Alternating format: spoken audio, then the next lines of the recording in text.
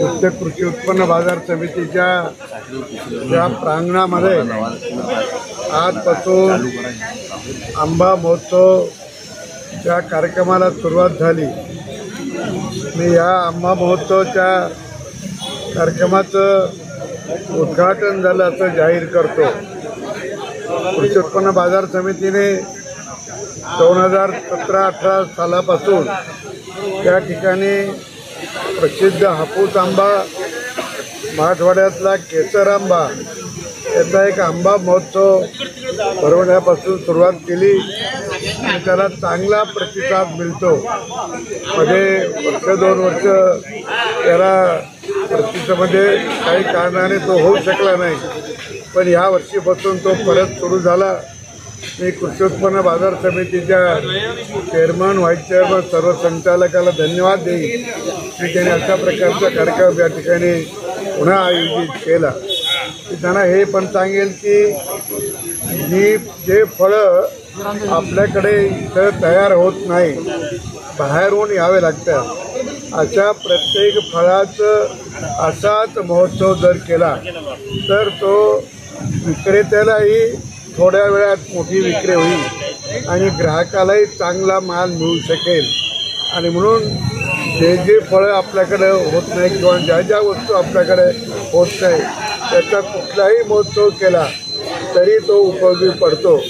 ग्रामीण भागामध्ये समजा एखाद्या वेळेला टमाट्याचं पीक आहे आणि असं टमाट्याचं पिकाचाही महोत्सव जर केला तर अनेक शेतकरी या ठिकाणी येतील आणि आपले स्टॉल लावतील आणि मग त्यातूनच ग्राहकांचं सुद्धा त्या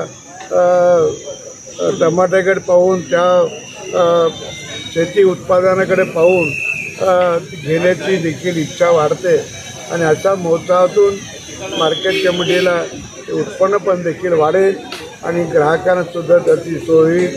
मी पुन्हा या सर्वांना एकदा मनापासून धन्यवाद देतो. नाना काही ठिकाणी पावसामुळे नुकसान झालंय किंवा काही कांदे जे आहेत ज्याच्यावर JCB फिरवला जातो, ट्रॅक्टर फिरवला जातो, इकडे भाव मिळत नाही आणि शेतकऱ्यांची उदासीनता पाहायला मिळते, सरकारची उदासीनता पाहायला मिळते.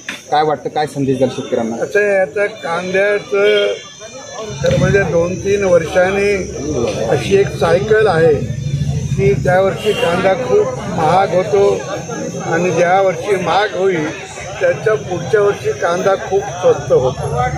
त्याचं कारण ज्या वर्षी महाग होतो त्याच्या पुढच्या वर्षी शेतकरी मोठ्या प्रमाणात कांदा लावतात.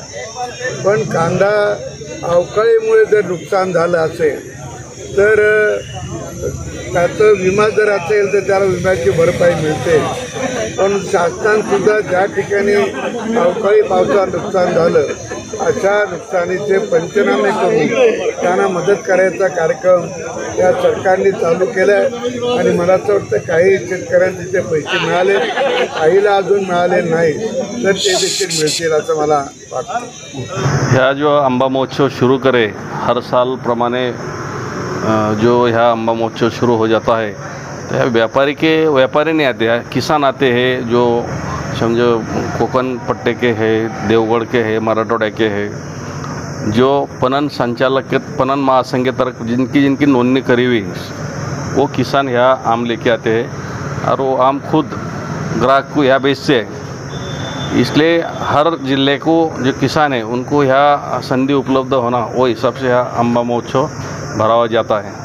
सर इस बार कौन कौन से आम आए थे यहाँ पर अभी जो आम उत्सव? हापुस आया हुआ है, केसर आया हुआ है और कुछ जो गावरान बोलते हैं उसको वो भी आए, लंगड़ा है कुछ, ऐसे बहुत अच्छी तरीके के यहाँ आम आते हैं. और अपन केमिकल विदाउट बोलते हैं ना उसको, कि जो निरोगी आंबा है बोले तो उसको दवाएं नहीं रहती. और ये जो व्यापारी है कहाँ से आए हैं जो यहाँ? व्यापारी उधर देवगढ़ के, चिपळूण के, कोकण के बहुत विभाग के व्यापारी नहीं है, ये सब किसान जो है किसान है. इनकी नोंद है पणन संचालक के तरफ, पणन महासंघ के तरफ जिनकी नोंद है वही यहाँ लेके आते हैं वो किसान.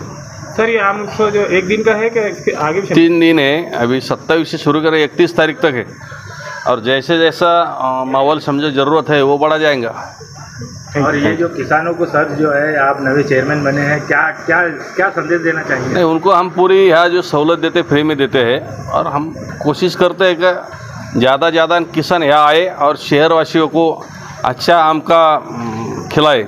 रत्नागिरी लांजा से. आपके पास कौन कौन से आम वगैरह हैं? रत्नागिरी हापुस. तो आम हापुस की खासियत क्या है, ज़रा दर्शकों को खुल के बताइए. जी, रत्नागिरी हापुस की खासियत है कि उसकी मिठास और उसकी महक. रत्नागिरी हापुस अगर आप घर पे लेके जाएंगे तो बाजू वाले आपसे पूछेंगे कि भाई आपने रत्नागिरी हापुस लेके, ये ओरिजिनल रत्नागिरी हापुस की पहचान. तो मैम ये रत्नागिरी हापुस की पहचान बताया आपने, तो इसकी कीमत वगैरह कैसी रहती है? आम के जैसा जो रहते वगैरह कीमत जी, ये आम की कीमत कैसी है? अभी 3000 के हिसाब से पेटी है, दर्जन 500 रुपये, 600 रुपये, 700 रुपये, 800 रुपये साइज़ के हिसाब से. एक पेटी में कितने आम होते हैं? 6 dozen, 7 dozen, 5 dozen, 4 dozen, 8 dozen, 17 kilo की पेटी रहती है इक्वल.